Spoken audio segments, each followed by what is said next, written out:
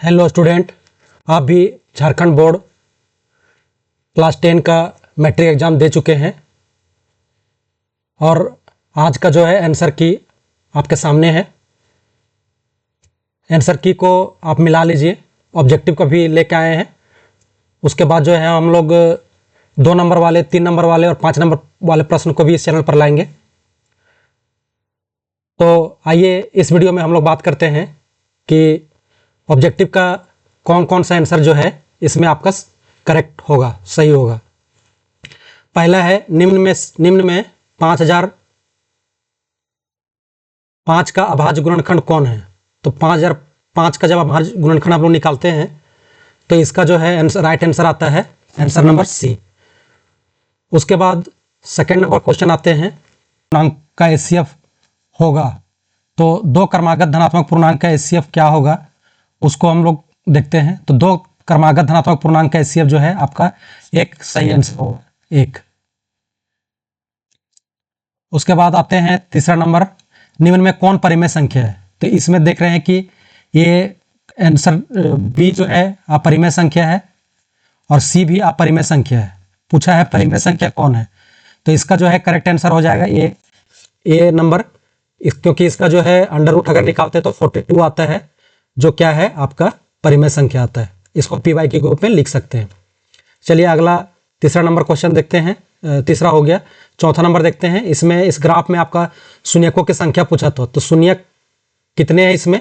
तो इसमें देख रहे हैं 1 शून्यक, 2 शून्यक, 3 शून्यक और 4 शून्यक। इसमें जो है टोटल आपका 4 शून्यक है, तो इसका करेक्ट आंसर हो जाएगा 4। आगे बढ़ते हैं और 5वां नंबर की ओर बढ़ते हैं। 5वां नंबर जो है इसमें बोला द्विघात बहुपद x² - 7x + 12 के शून्यकों का योग। तो यहाँ से पूछा है अल्फा प्लस बीटा। तो अल्फा प्लस बीटा बराबर क्या होता है। तो अल्फा प्लस बीटा बराबर होता है -b/a, यानी कि -b का वैल्यू है आपका -7 और a का वैल्यू है आपका 1। तो यहाँ से आपका जो है आंसर 7 आ जाएगा इसका करेक्ट आंसर। इसका करेक्ट आंसर हो जाएगा 7। उसके बाद आते हैं 6 नंबर क्वेश्चन, यदि रैखिक समीकरण युग्म 4x + 3y = 5, 2x + ky = 1 असंगत है तो k का मान ज्ञात कीजिए। तो असंगत के लिए जो है हम लोग क्या करेंगे, रेशियो बराबर कर देंगे 4/, इसका जो a1/a2 = b1/b2 यानी और नॉट इक्वल टू c1/c2 -5/-1। तो हम अगर इसको बराबर करते हैं तो 4k = 6 और k = आ जाता है 6/4। यहाँ से 2 से काटते हैं, 2 × 6 2 × 4, यानी कि इसका करेक्ट आंसर आता है डी, यानी 3/2 आंसर हो जाएगा इसका। उसके बाद आते हैं 6 नंबर क्वेश्चन। 6 नंबर क्वेश्चन है आपका 6 हो गया। 7 जो है 7 नंबर क्वेश्चन आता है रैखिक समीकरण युग्म का हल है। तो इसका हल कौन सा होगा। तो अगर हम इसको सॉल्व करते हैं तो 2x + y = 6 और यहाँ से 5x - y = 1। यहाँ से y से y कैंसिल आउट हो जाएगा। 5 और 2 यहाँ आपका 7x बराबर जो है आपका 7 हो जाएगा, यानी कि x बराबर 1 आएगा। जब x बराबर 1 आएगा तो यहाँ हम लोग 1 अगर बैठाते हैं तो y का वैल्यू जो है आपका 4 आएगा। इसका करेक्ट आंसर हो जाएगा बी। उसके बाद 8वां नंबर आते हैं, निम्न में कौन द्विघात समीकरण है। तो इसमें कौन सा द्विघात समीकरण है इसको हम लोग देख लेते हैं। तो ये इसमें जो है ये द्विघात समीकरण नहीं है, ये भी द्विघात समीकरण नहीं है, क्योंकि इसको तोड़ेंगे तो इधर x² आएगा, x² से x² कैंसिल आउट हो जाएगा। यहाँ से भी x² इधर आएगा, x² से x² वो भी कैंसिल आउट हो जाएगा। इसका आंसर हो जाएगा आपका सी नंबर, ये द्विघात समीकरण है। 8 नंबर हो गया। 9 नंबर आते हैं द्विघात समीकरण का विविधकर निकालना है। तो यहाँ से झट से हम लोग करेंगे, a का वैल्यू 2 और b का वैल्यू -8 और c का वैल्यू 4। अगर d निकालना है तो d बराबर क्या होता है, b² - 4ac, d बराबर b² - 4ac। तो यहाँ से हम लोग देखते हैं -8 का स्क्वायर और -4 × a × c। तो यहाँ से हो गया 64 - 4 × 16 दूना 32। तो यहाँ से आपका जो है करेक्ट आंसर आ रहा है 32। इसका आंसर हो जाएगा ए नंबर। ठीक है, 9 का क्या हो जाएगा आपका ए नंबर। उसके बाद आते हैं 10 नंबर। इसमें पूछा है कॉमन डिफरेंस पूछा है, सार्वंतर पूछा है। तो सीधे क्या करेंगे, 1 0.7 में से हम लोग क्या करेंगे, डी बराबर दूसरा पद माइनस पहला पद, तो 0.6 को माइनस करेंगे तो यहाँ से आपका 1.1 आएगा, तो इसका करेक्ट आंसर हो जाएगा 1.1। उसके बाद आता है 11 नंबर क्वेश्चन। 11 नंबर एपी का 10वां पद क्या होगा, तो एपी का 10वां पद हम लोग को निकालना है। तो ए बराबर आपका 2 है, ए बराबर 2 है और डी बराबर जो है आपका 7 माइनस 2, यानी कि जो है आपका वैल्यू आया 5। ठीक है, तो यहां से हम लोग अगर 10वां पद निकाले, ए 10 बराबर क्या होगा, तो यहां से हो जाएगा ए प्लस 9डी, ए प्लस 9डी। ए का वैल्यू 2 और यहां से 9 और डी का वैल्यू आपका 5, तो यहां से 45 हो गया और इधर 2, आपका 47 करेक्ट आंसर हो जाएगा। इसका आंसर हो जाएगा 47, मतलब कि आंसर नंबर बी 11। उसके बाद आते हैं 12 नंबर। बिंदुओं 2,3 और 5,7 के बीच का दूरी निकालना है, तो सीधे क्या करेंगे, 2 माइनस 5 का स्क्वायर और फिर यहां से 3 माइनस 7 का स्क्वायर, दूरी सूत्र लगा दिए। ठीक है, यहां से, तो यहां से क्या हो जाएगा आपका, यहां से हो जाएगा -3, यानी कि आपका यहां से -3 का स्क्वायर और यहां से हो जाएगा आपका 4 का स्क्वायर, -4 का स्क्वायर। तो यहां से हो जाएगा 9 + 16, यानी कि इसका करेक्ट आंसर हो जाएगा √25 और 25 का जो वैल्यू आएगा 5, इसका आंसर हो जाएगा सी नंबर। उसके बाद आते हैं 30 नंबर। इसके मध्य बिंदु का निर्देशांक पूछा है, तो मध्य बिंदु का निर्देशांक कैसे निकालते हैं, x1 + x2/2, x निर्देशांक निकालेंगे, y1 + y2/2, किसी भी मध्य बिंदु का निर्देशांक निकालते हैं हम लोग। तो यहां से 2 + 4/2 और यहां से 5 + 7/2, तो यहां से करते हैं तो 6/2, यानी कि 3 आएगा और यहाँ 12/2, मतलब यहां से 6 आएगा। ठीक है, यानी कि 3,6, यानी करेक्ट आंसर डी हो जाएगा। उसके बाद आते हैं 14 नंबर। समरूप त्रिभुज की संगत भुजाएं यहाँ आपका समानुपातिक होती है। ठीक है, समानुपाती होती है। उसके बाद आते हैं 15 नंबर क्वेश्चन। 15 नंबर क्वेश्चन में बीडी दिया हुआ आपका 7.2 सेंटीमीटर और आपका एडी पूछा है। यहां से जो है आपका ए 1.8 दिया हुआ है और ये आपका दिया हुआ 5.4। तो इधर का रेशियो देख रहे हैं कि ये जो है आपका 1:3 का रेशियो आ रहा है, तो इधर भी 1:3 आना चाहिए। तो यहां से अगर हम लोग निकालेंगे तो ये जो है वैल्यू आपका 2.4 आएगा। 1.24 यहाँ 3 रेशियो लाने के लिए 1/3 का रेशियो लाने के लिए 2.4 आंसर हो जाएगा आपका करेक्ट आंसर। या तो आप ऐसे निकाल सकते हैं, AD/TB = AE/EC। इस फॉर्मूला से आप लोग निकाल भी सकते हैं। यहाँ आप लोग x मान लीजिए, यहाँ आप कर दीजिए 7.2 और यहाँ आपका कर दीजिए 1.8 और यहाँ 5.4। ठीक है, यहाँ से पॉइंट हटेगा तो 1, यहाँ से 1/3 आएगा और यहाँ से x बराबर हो जाएगा 7/2/3। यहाँ से कटेगा तो कितना आ जाएगा, 3 दूना 6 और 3 चौका 12, 2.4। ये x का वैल्यू आ जाएगा 2.4।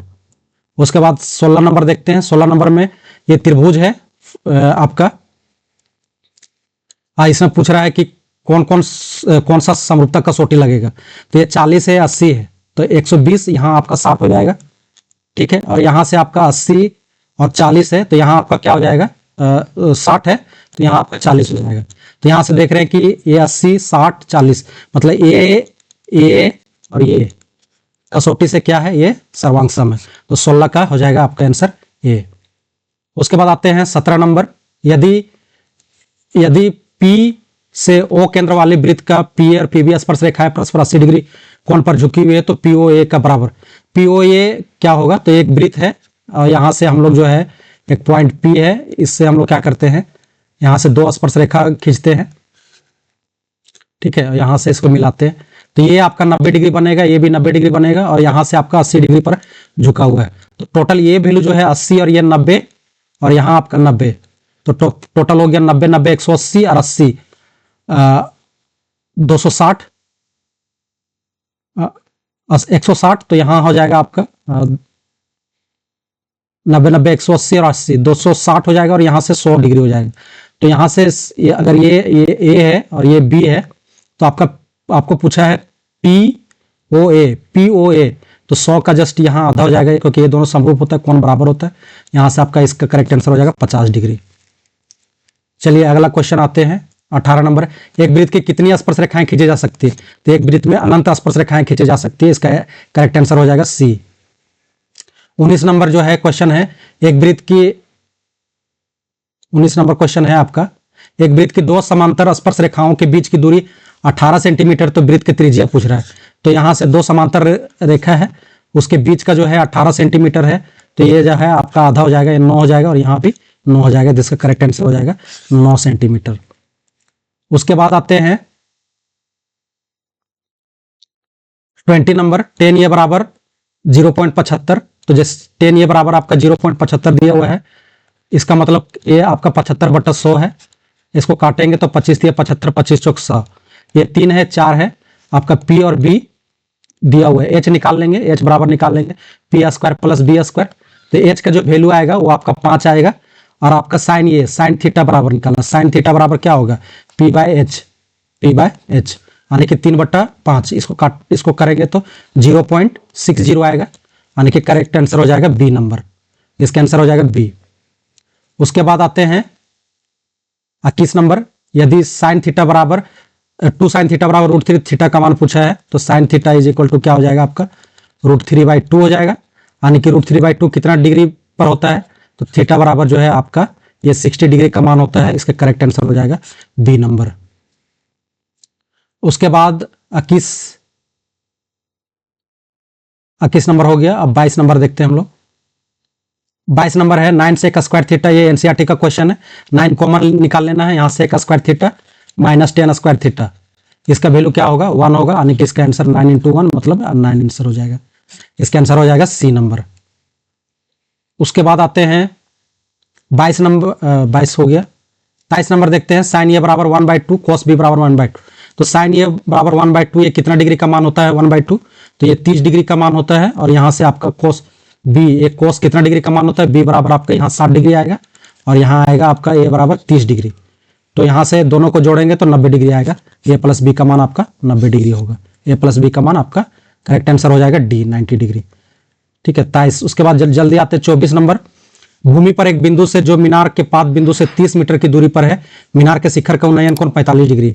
एक मीनार है, यहाँ से एक पॉइंट है, यहाँ से आपका 30 मीटर की दूरी पर है, और ये मीनार की ऊंचाई आपको बताना है, और यहाँ से आपका जो है कोण बन रहा है 45 डिग्री। अगर यहाँ 10 का वैल्यू लगा देते हैं तो 10 45 डिग्री बराबर क्या हो जाएगा, तो P/H होता है, तो P आपका यहाँ H है, और यहाँ से आपका 30, यहाँ से वैल्यू आ गया 1, तो H/30, यानी कि H को क्रॉस मल्टीप्लिकेशन करेंगे तो ऊंचाई जो है आपका 30 मीटर आएगा। बहुत ही अच्छा क्वेश्चन था, 30 मीटर इसका आंसर हो जाएगा।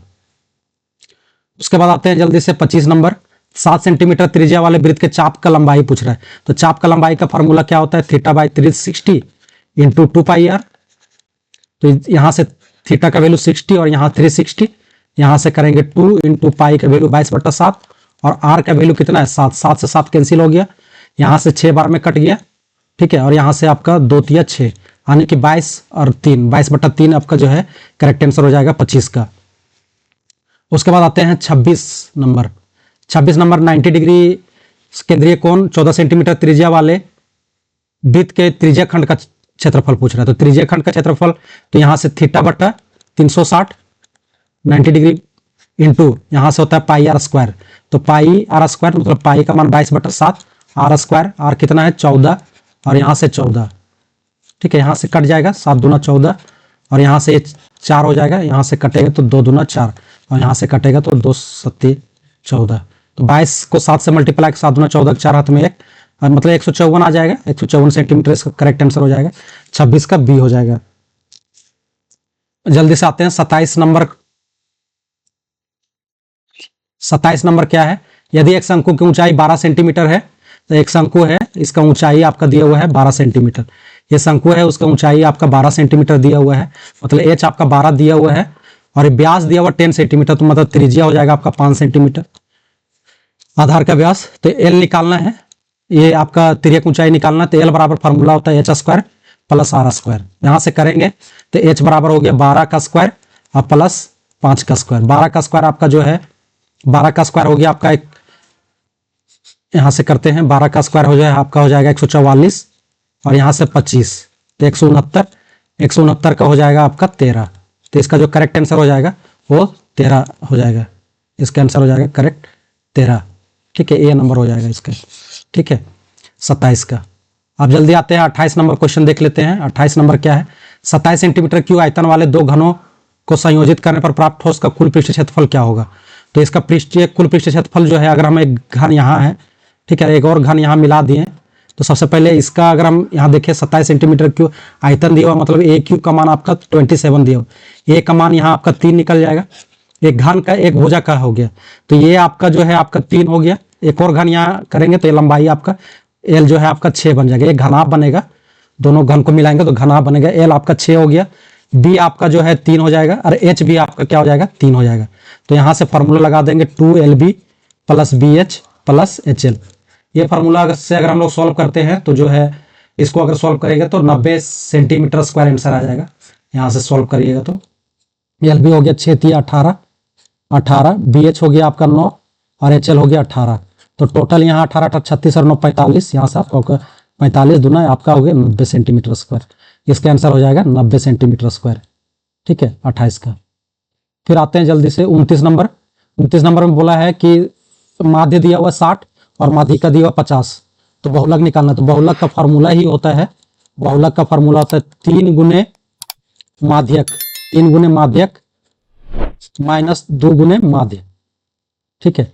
तो यहां से 3 गुने माध्यक, माध्यक कितना है आपका 60 है, यानी 50 है, और यहाँ माइनस 2, और माध्य कितना है आपका 60, तो यहाँ 50 या 150 और यहाँ 60 दूना 120। इसको हम लोग करते हैं तो इसका आंसर आता है 30। तो इसका करेक्ट आंसर हो जाएगा 30, 29 का हो जाएगा 30 नंबर। उसके बाद आपका 30 नंबर, एक सिक्का को उछालने पर एक चित आने की प्रायिकता, चित आने की प्रायिकता जो है हेड आने का प्रायिकता क्या होता है आपका 1/2, ठीक है। कोई सिक्का में आपका हेड और टेल होता है, ठीक है। तो सैंपल स्पेस हो गया, तो अगर हम लोग पी निकालें तो पी बराबर हो जाएगा 2/1/2, तो इसका करेक्ट आंसर हो जाएगा 1/2। तो इस तरह से हम लोग जो है सारा क्वेश्चन को हम लोग बना लिए, और सारा का ऑप्शन आप लोग मिला लीजिए, कितना आपका सही हुआ उसको कमेंट बॉक्स में जरूर लिखिए कि मेरा कितना सही हुआ, और अपने दोस्तों में जरूर शेयर कीजिए। और इसका हम लोग जो है 2 नंबर और 3 नंबर वाले प्रश्न भी जल्दी लेकर आएंगे। धन्यवाद।